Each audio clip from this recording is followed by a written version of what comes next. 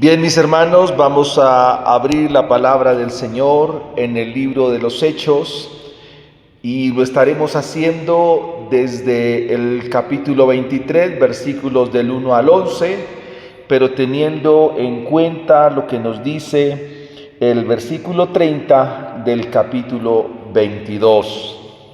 El título de nuestro sermón en esta mañana es El mensaje de esperanza y resurrección.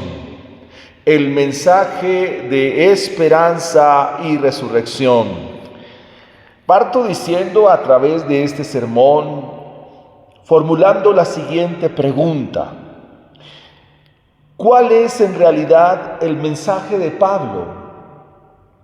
O dicho de otra manera, ¿cuál es en realidad el mensaje del Evangelio? Porque este es el interrogante que el comandante romano Claudio Lisias desea saber. Hasta este momento que el apóstol está delante de él, delante del sumo sacerdote, delante del concilio, él no tiene claro la causa por la cual la multitud pide su cabeza y por qué la multitud pide que ahora esté delante de él. Quizás para muchos de nosotros en este momento no haya la claridad suficiente, no haya la claridad evidente de lo que significa el mensaje del Evangelio. Quizás a usted le predicaron que había que venir a la iglesia y que había que convertirse a Cristo para que se cumplieran sus planes, que había que venir al Señor porque el Señor está interesado en cumplir sus sueños. Quizás está usted interesado en venir a la iglesia porque es así como Dios cumple sus metas o Dios cumple sus propósitos. Y yo debo decirle a usted que este no es el mensaje del Evangelio. Es probable que estas sean las añadiduras, no lo sabemos. Y sabemos que, por supuesto, Dios es misericordioso, que Él es bueno y para siempre es su misericordia. Pero no es este el mensaje del Evangelio. Curiosamente, cuando anoche hablábamos de cómo instruir a nuestros hijos, apelando a este versículo que escribe el proverbista en el capítulo 22, versículo 6, cuando dice: instruye al niño en su camino y aun cuando fuere viejo no se apartará de él. La pregunta es: ¿cómo lo instruimos? ¿Cómo le presentamos el Evangelio? Porque esta es la pregunta que se da aquí en esta sección. Este es el gran interrogante que quiere resolver, como mencioné antes, el comandante romano Claudio Lisias. Esta es la razón por la cual al día siguiente Pablo es soltado, pues estaba atado en cadenas y ahora es traído delante de sacerdotes, delante del concilio, y Pablo en presencia de ellos, nos dice el versículo 30, está allí para presentar y para decir por qué razón está delante de ellos. Esto es lo que Lucas nos dice en el versículo 30. Al día siguiente, el comandante, queriendo saber con exactitud de qué acusaban los judíos a Pablo, le quitó las cadenas y mandó reunir a los jefes de los sacerdotes y a todo el concilio. Luego sacó a Pablo y lo puso delante de ellos. Es porque él quiere tener la certeza de qué es lo que está predicando Pablo, que lo lleva a estas instancias tan definitivas allí en Jerusalén. Es un momento tenso.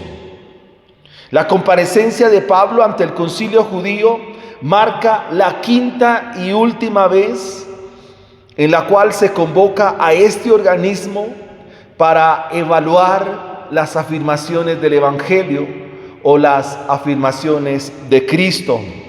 Había sucedido en tiempos ya años atrás del Señor Jesucristo, cuando Él irrumpe en la historia de Israel. Luego en Pentecostés, luego en Hechos 4 y 5 con los apóstoles Pedro y Juan, en Hechos 7 con Esteban y ahora con el apóstol Pablo. Lo que es importante aquí para tener en cuenta es que este mensaje, aunque ha tenido voceros distintos, es el mismo mensaje, es la misma enseñanza.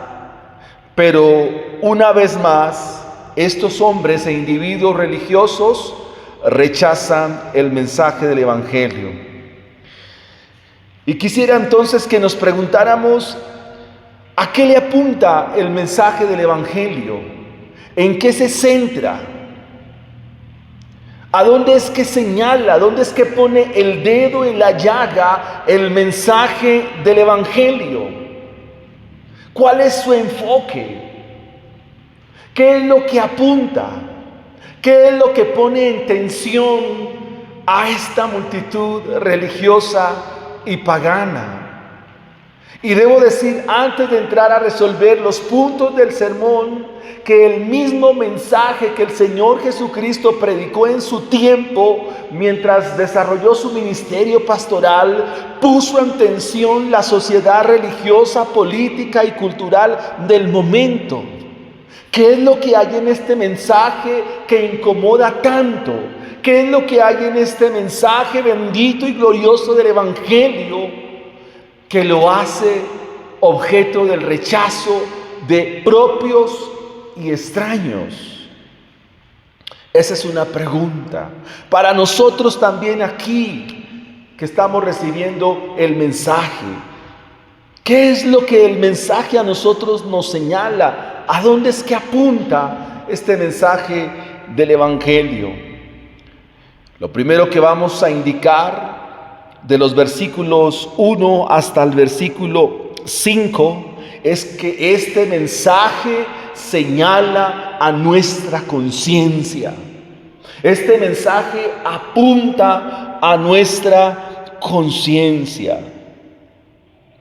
Y para esto es importante entender lo que el mensaje del Evangelio nos está indicando, nos está señalando.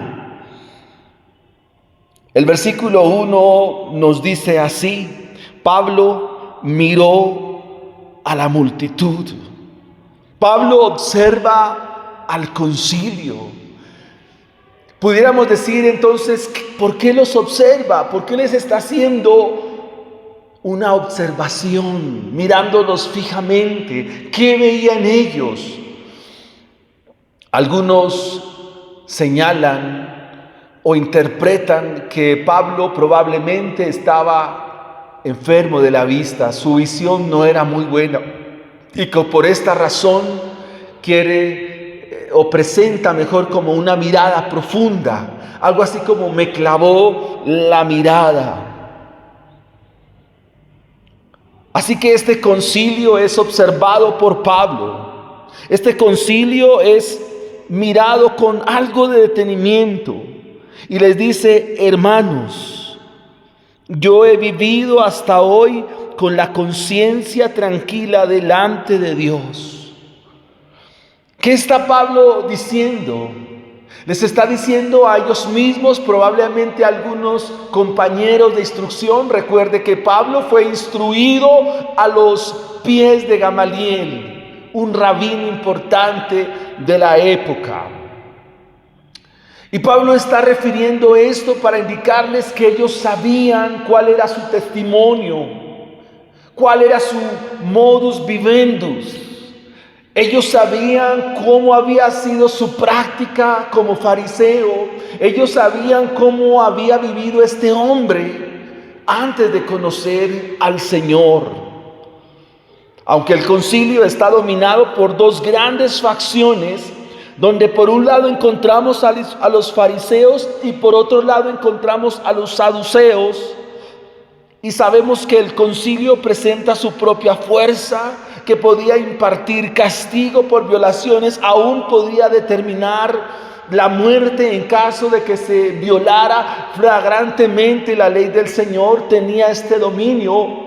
Pero Pablo se presenta ante ellos y les dice: ustedes saben con cuán buena conciencia he vivido delante de Dios. Al mirarlos fijamente, les expresa esta prerrogativa que pone en evidencia a quienes están escuchando, pone en evidencia al sumo sacerdote.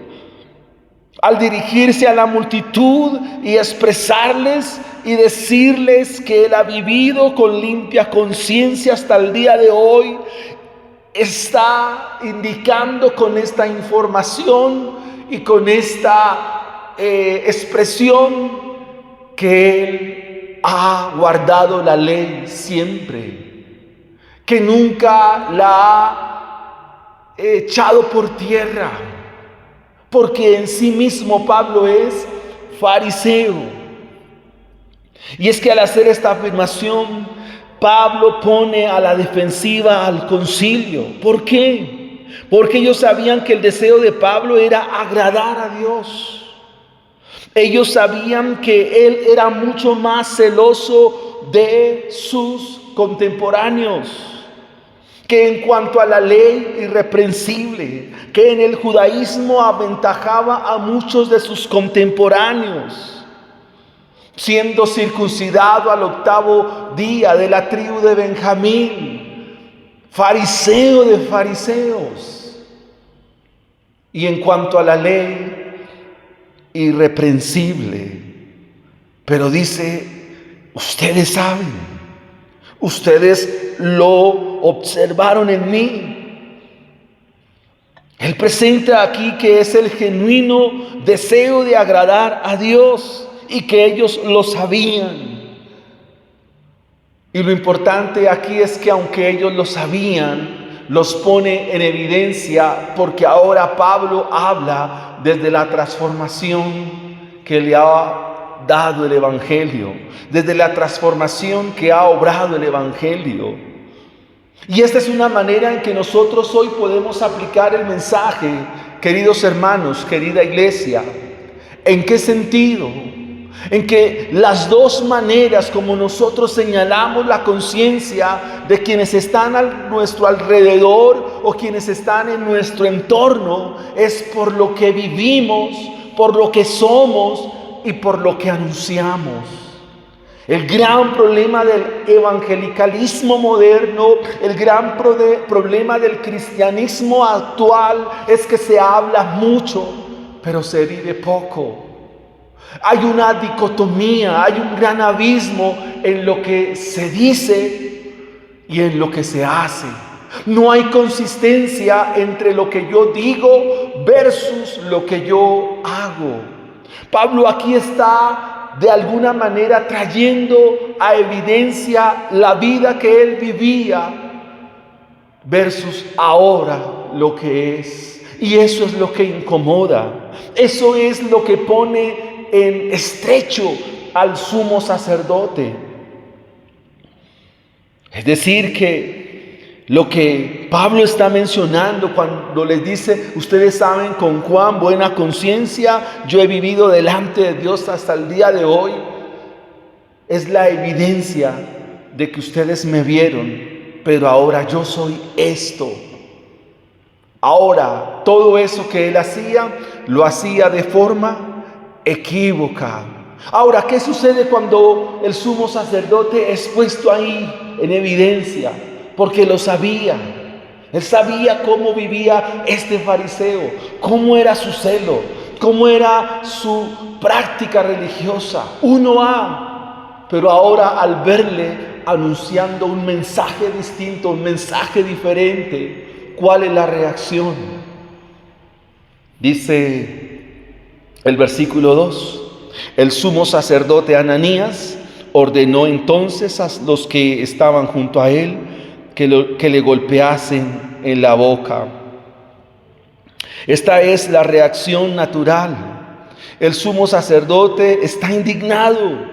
Ellos se ven acusados porque implícitamente la conciencia de estos religiosos se sostiene en tradiciones, en ritos, costumbres del judaísmo.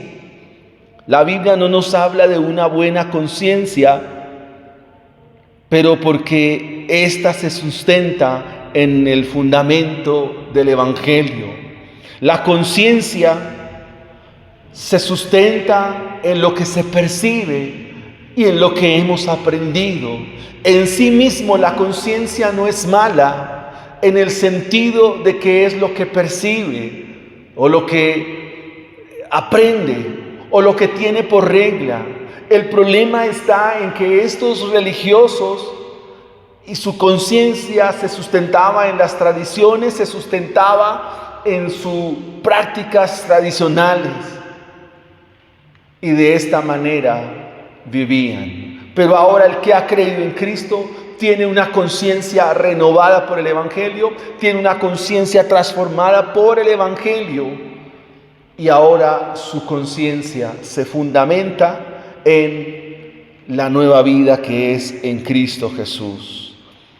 Así que el sacerdote decide ordenar golpearlo. Versículos 3 al 5. Entonces Pablo le dijo: Dios te golpeará a ti, pared blanqueada. ¿Estás tú sentado para juzgarme conforme a la ley y quebrantando la ley me mandas golpear? Los que están presentes dijeron: ¿al sumo sacerdote de Dios injurias?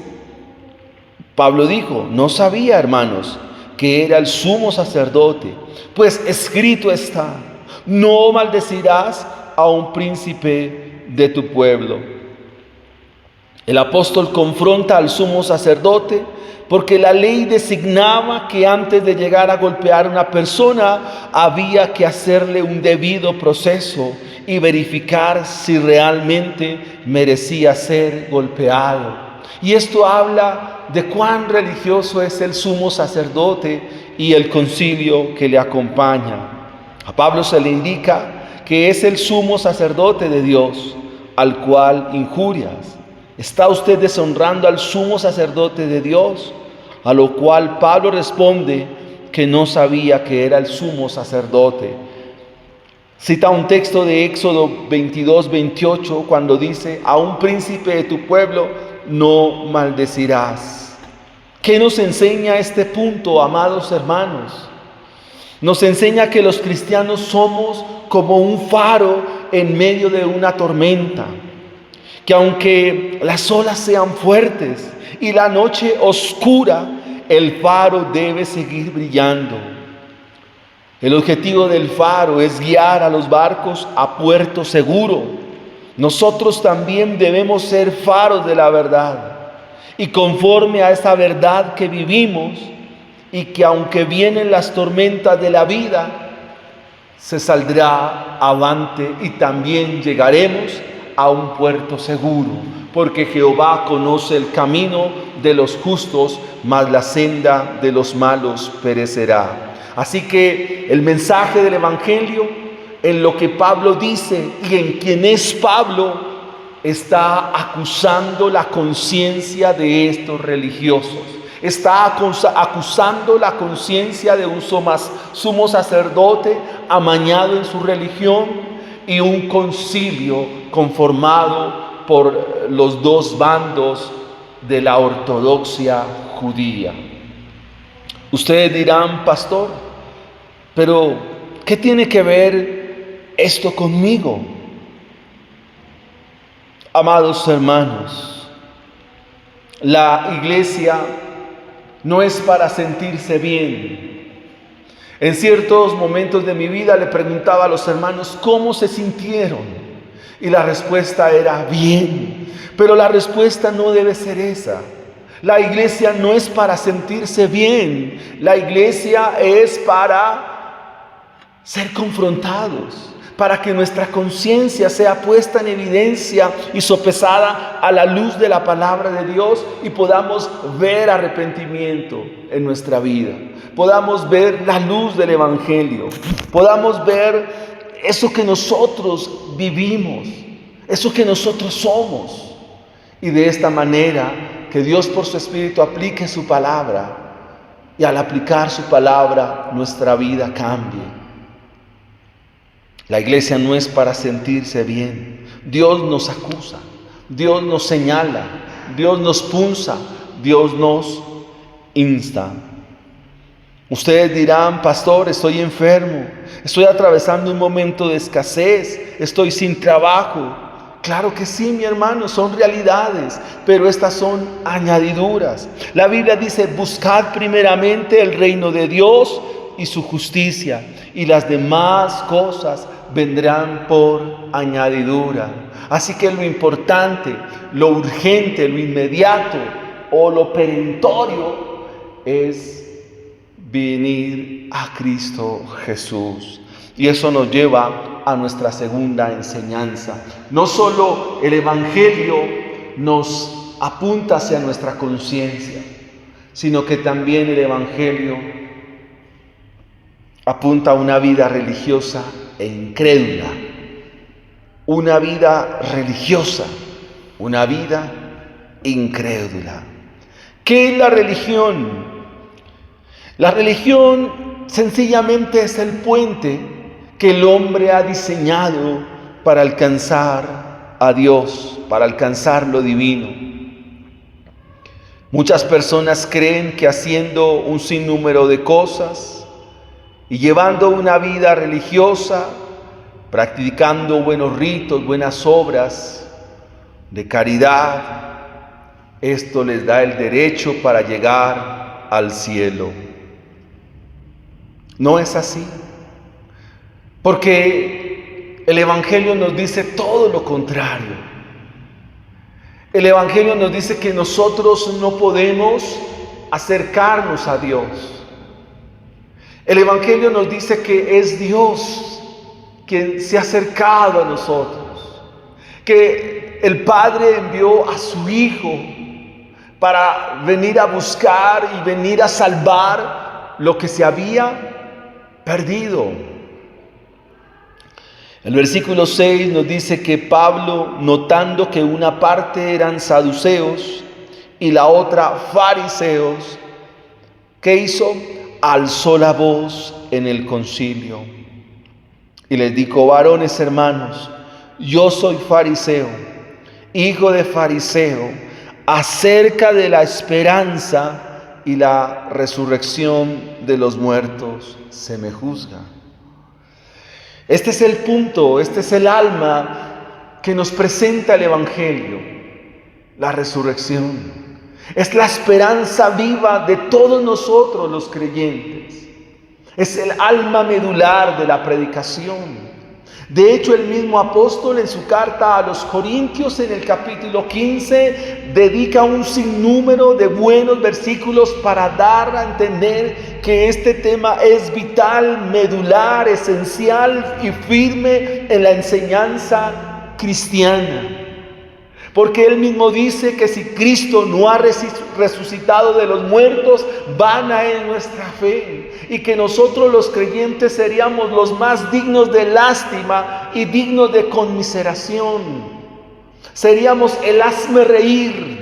Nuestras oraciones, nuestros cultos, nuestras reuniones, nuestra Biblia y toda nuestra fe sería algo banal, algo que no tiene ni la más mínima importancia, no serviría de nada, porque si Cristo no ha resucitado de entre los muertos, vana es nuestra fe. Ese es el gran mensaje del Evangelio, que Cristo resucitó para la justificación de cada uno de aquellos que han puesto su confianza en Cristo Jesús mediante la fe, que resucitó para la justificación de los que Él compró con su sangre. Ese es el gran mensaje del Evangelio, es el gran mensaje de vida cristiana.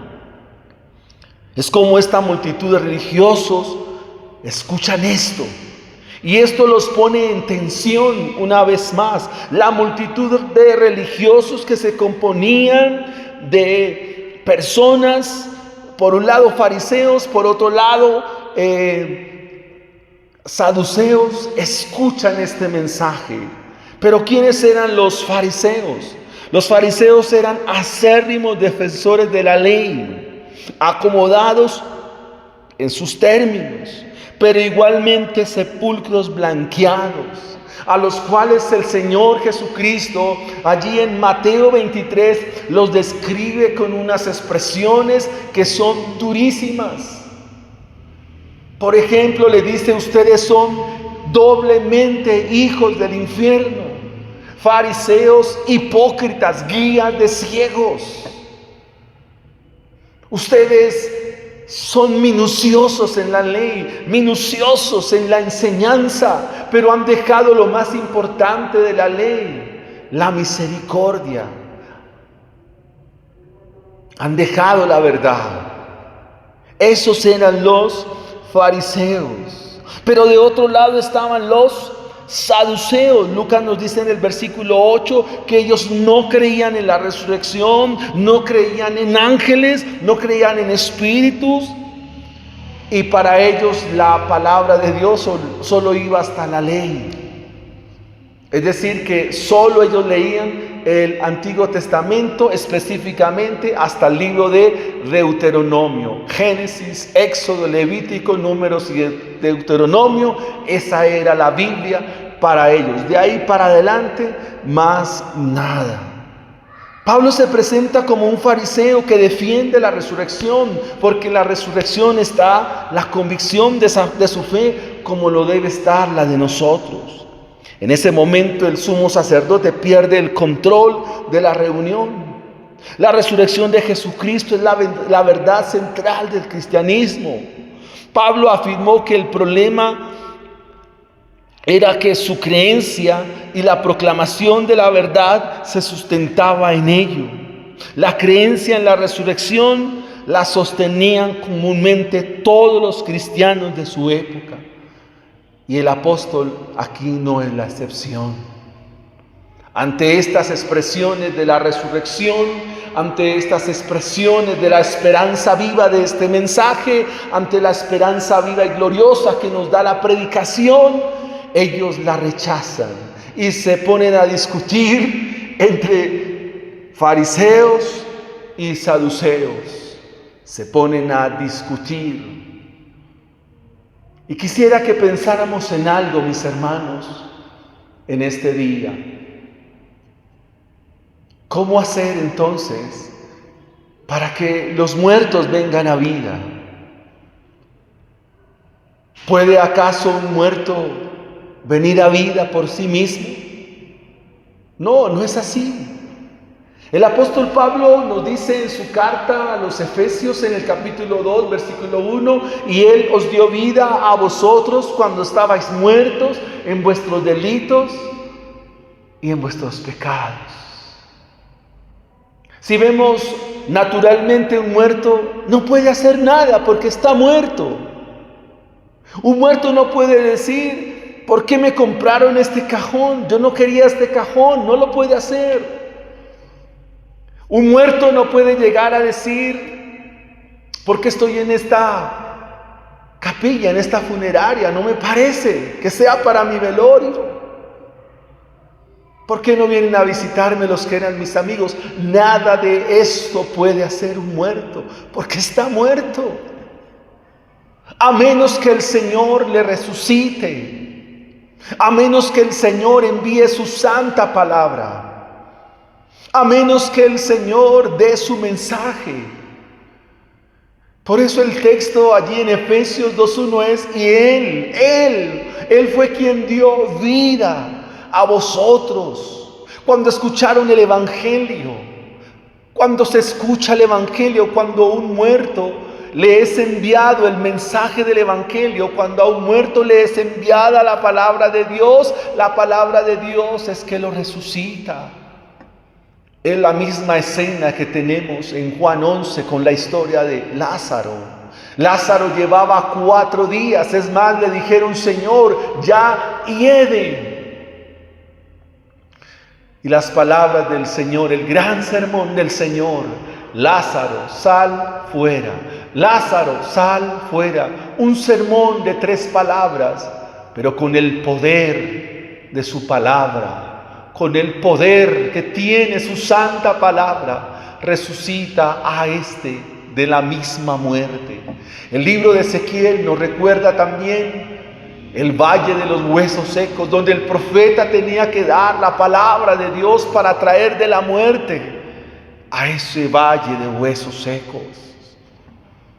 Es la palabra que tiene el poder para traer a vida a los muertos. Porque con esa misma palabra se hicieron los cielos y la tierra. Y con esa misma palabra en aquel día glorioso, los muertos escucharán la voz del Señor cuando venga de los cielos. Y todos seamos resucitados. Pero aquí viene una gran diferencia. Que unos serán levantados para vida eterna. Todos aquellos que creyeron al Evangelio y que han creído a Él serán levantados, resucitarán para vida eterna. Pero otros, lastimosamente, serán despertados para tragedia eterna, para perdición eterna, para ruina eterna. Ese es el mensaje del Evangelio.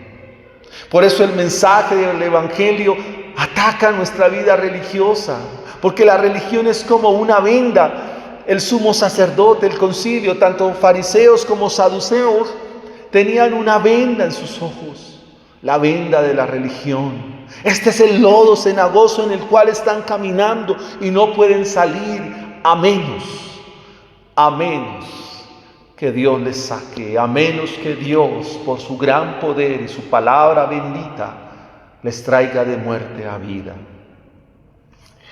Eso nos lleva a nuestro tercer y último punto en esta mañana.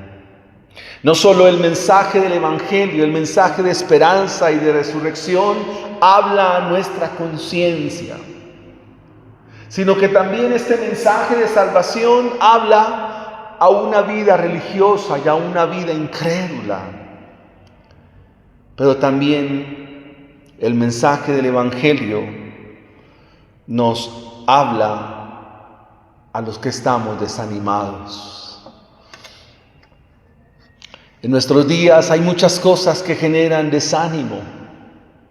La salud, quizás cuando vamos a la EPS, cuando no somos recibidos en un trabajo que teníamos quizás una expectativa de poder encontrar una labor y ser remunerado.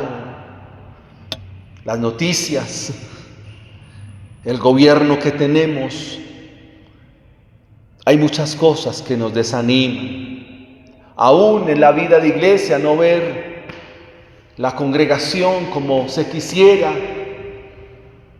nos genera desánimo. No debiera ser así. Pero este mensaje nos anima y nos consuela. El versículo 9 nos dice que hubo gran vocerío. Es decir, estaban gritando, alborotados. Y levantándose los escribas de la parte de los fariseos, contendían diciendo: ningún mal hallamos en este hombre. Que si un espíritu le ha hablado o un ángel, no sabemos. Pero no resistamos a Dios. Aunque pareciera que hay entendimiento con esta expresión, aunque como que se llega a un punto de equilibrio, y aunque no ven en Pablo ningún mal, la respuesta es equívoca. Porque aunque mencionan que no hay nada que acuse a Pablo, no hay nada que acuse al apóstol, no hay nada que lo comprometa, pero se van a ir en las mismas. Se van a ir sin la salvación de la vida eterna. No escucharon el mensaje. Algo así como que ellos dicen: bueno, no vemos mal en este hombre, entonces dejemos así. Dejemos así. No importa. Versículo 10. Y habiendo grande disensión, es decir, un gran pleito. En otra versión nos dice: como el alboroto era cada vez mayor, el comandante tuvo miedo de que hicieran pedazos a Pablo. ¿Por qué? Porque Pablo era ciudadano romano, por lo cual mandó llamar a unos soldados para sacarlo de allí y y llevarlo otra vez al cuartel, es decir, una vez más, guardarlo. Parece que no hay solución. No se resolvió mayor cosa. Pablo les dijo claramente: yo predico el mensaje de la resurrección y la esperanza. Ese es el mensaje del Evangelio. No hicieron nada, más bien hubo gran alboroto, y la decisión es que el custodio romano, Claudio Lisias, comandante, envía a los soldados para que tomen a Pablo y lo guarden otra vez. ¿Qué pensaría Pablo? Nos lo dice el versículo 11. Y esto nos deja ver y nos da a entender cómo estaba Pablo en medio de ellos. En aquellos días era como una plazoleta, habían como una especie de rotonda por escalinatas, y en pura mitad colocaban a aquel que tenía que defenderse. Pablo estaba allí. Más o menos es lo que podemos observar. Pero como había gran multitud y pedían su cabeza, entonces el comandante, el tribuno romano, envía por Pablo a través de los soldados y es guardado. Así pasó el día y llegó el otro día y la otra noche. Pero estando en ese momento se le presenta el Señor. ¿Y cómo se le presenta el Señor? ¿Con qué palabra? Ten ánimo.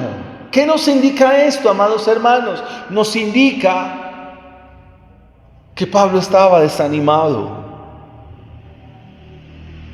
que Pablo estaba físicamente maltratado,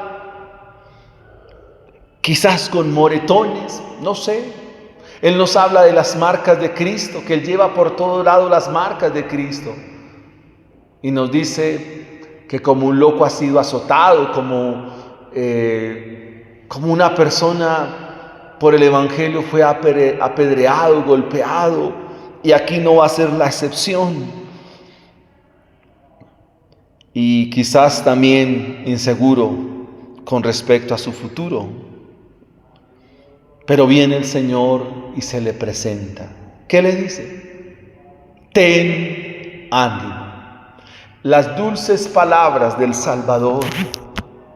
Ten ánimo. Una palabra tierna de aliento.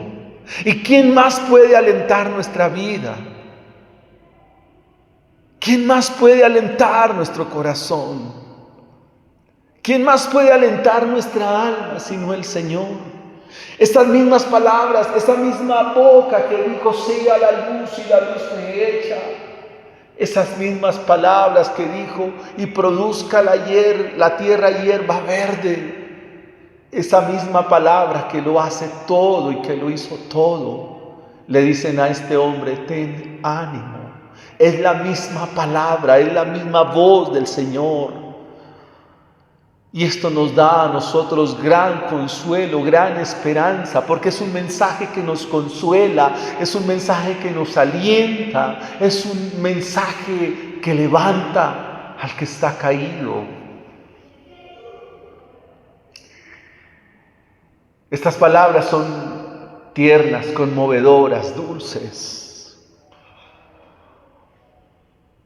Para un hombre que está desalentado y que no sabe. A la noche siguiente se le presenta el Señor, como ya el Señor lo ha hecho siempre. El Señor se le aparece en persona a su siervo. Dios comenzó consolando a Pablo, fortaleciendo, para que tuviera ánimo. De manera compasiva Él le alienta. Él alienta a sus siervos alicaídos, de tal modo que la Biblia lo llama el Dios de toda consolación. 2 Corintios 1:3. Pablo escribió a los corintios: Dios nos consuela en todas nuestras tribulaciones, para que podamos también nosotros consolar a los que están en cualquier tribulación, por medio de la consolación con que nosotros somos consolados por Dios. Porque de la manera que abunda en nosotros las aflicciones de Cristo, así abunda también por el mismo Cristo nuestra consolación. Aquí encontramos el alma de nuestro texto. Siempre vamos a encontrar de parte de nuestro Dios consuelo, aliento en medio de la adversidad. Es parte de su propósito. Estar aquí es la razón para estar en Roma.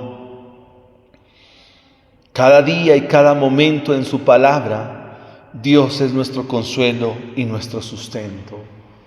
Bien dice el Salmo 34, muchas son las aflicciones del justo, pero de todas ellas le librará el Señor.